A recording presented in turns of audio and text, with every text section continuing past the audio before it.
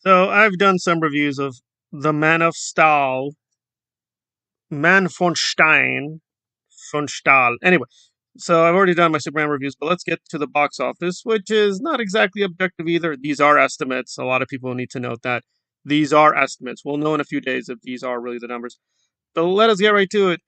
Apparently, James Gunn now has a career highlight because Superman has made 122 million domestically, again projected, and 217 million globally, and this marks his second biggest opening after Guardians of the Galaxy Volume 2. I should also say Guardians of the Galaxy Volume 3 did very well, but made under $1 billion. So is Gunn going up or down, and how does this rank comparatively to the other Supermans? I will get to that towards the end. But does this show, in his words, enthusiasm?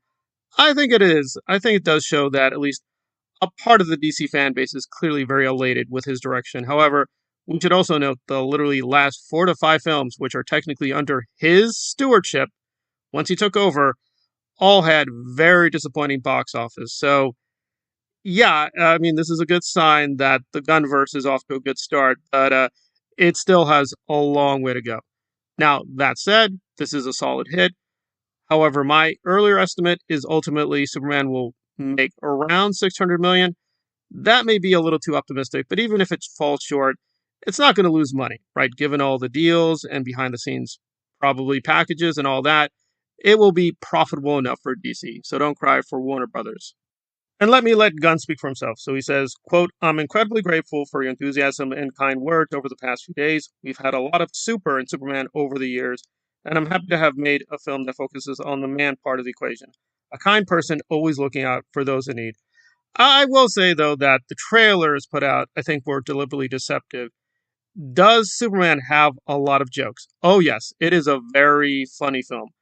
I didn't like all the jokes, but it is decidedly very humorous. However, it is decidedly also very, very political, which is kind of strange given its overall kind of silly, bombastic tone. That political message is definitely there.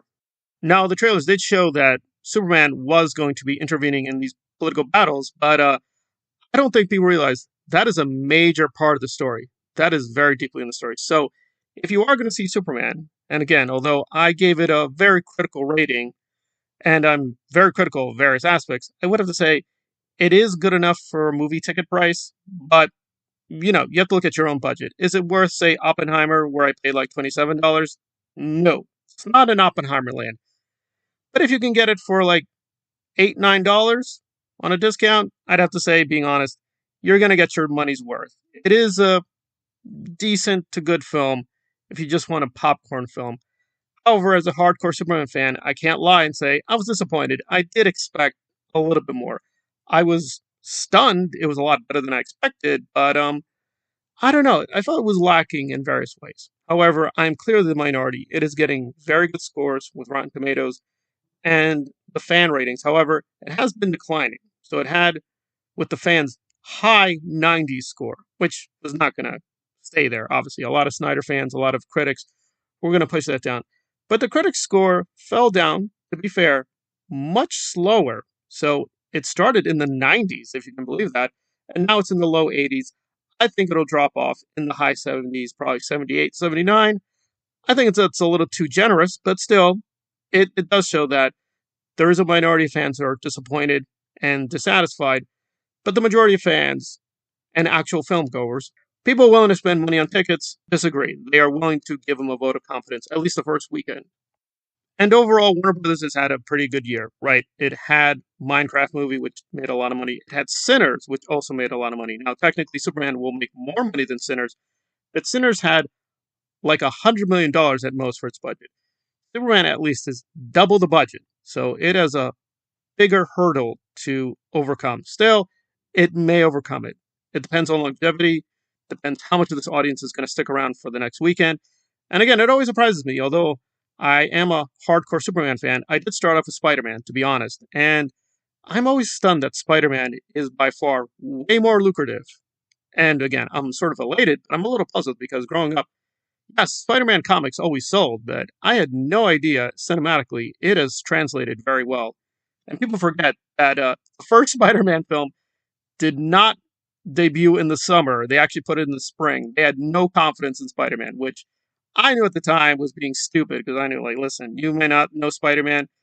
Most people at the time probably didn't know Spider-Man, but no, Spider-Man has a huge fan base. But I am stunned that the Spider-Man fan base is much, much larger than the Superman fan base. So this is a very decent showing because, again, Superman is really not $1 billion property. Although it's such a global icon, you think, just Money in the Bank, I don't know. It's just never been able to get to $1 billion that easily. It always has a lot of trouble getting to those heights. So James and the cast did a good job, but I don't know. I'm a little worried where the future is going to go. But now let's do the comparative numbers with Man of Steel. And again, some of the numbers are a little ambiguous. So some people are saying, well, okay, this Superman made 122 million. Remember, that's a projection. And Man of Steel made 116.6 million, right? And that's through Box Office Mojo. However, there are differing numbers. However, according to Josh, Den of Nerds, actually Man of Steel did better box office. Now, you might answer, like, well, wait, how are there two numbers?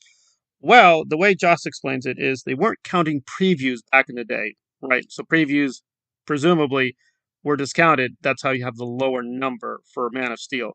Yeah, that seemed a little low for me because, good or bad, again, a lot of people don't believe this, but people were really pumped for the Snyderverse in its early years. I know people don't want to believe that, but that is true. So, yeah, that higher number makes more sense. And if you think I'm using a partisan source, no, no. Den of Nerds has been very supportive of Gunn. Although Gunn and him got into a big fight, he's actually been very positive about Superman. Again, he is a Snyder fan. He liked the Snyder Cut, and he defended the Snyder Cut. However, he is, I think, trying to be a little bit honest here in terms of the numbers. Grant, I don't like the way Joss operates because he's helped Star Wars Theory in his very toxic crusades, but facts are facts. So technically, Man of Steel did make more money. Again, it's not a lot. It's like 130 million to 120 million. You know, what's 10 million? I mean, this is kind of a narcissistic debate, but again, looking at the numbers carefully, Man of Steel made slightly more than this version of Superman. Now with BVS, there is no contest. BVS made a lot more money than either Man of Steel or this version of Superman.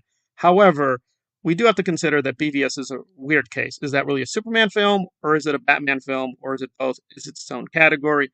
I don't know. But there, the numbers are way, way higher. So I'd imagine the obvious. It's either the Ben Affleck effect or the Batman effect, right? You have a big name star or just a big name like Batman, and that drew in a much bigger crowd. BVS made 166 million domestically. Yeah, that's right. So in other words, just the domestic numbers are almost the totality of the Superman numbers. That's insane. 166 compared to like 200 million. Wow, that is that insane. That's just the U.S. So globally, a lot of people have done revisionism on Snyder, but no, believe it or not, Man of Steel, profitable, made money. BVS, profitable, made money. They got huge audiences. However, there was a huge backlash. Let's be very clear there. And then we also have to consider DVD sales. Whether you like Snyder or not, a lot of his fans do pick up his DVDs. And yes, I have my Snyder Cut DVD, so I'm among them.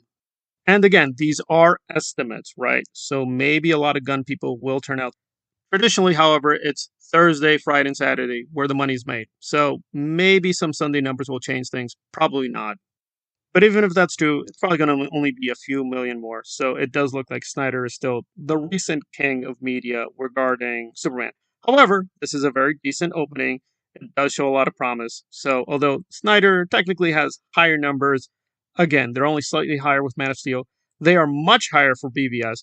But the rumor is, of course, that Gunn will do his own kind of BVS with a Batman and Superman story, right? That's going to feature them both in a film together, which he will probably direct. So we'll have a more direct comparison in a few years, probably. So at this point, the estimates are 120 some million domestically, 200 million globally. It looks like it will be profitable and make back its money. But again, these things are subject to change. But for now, you can label Superman 2025 a legit hit for the Gunverse. And there we are.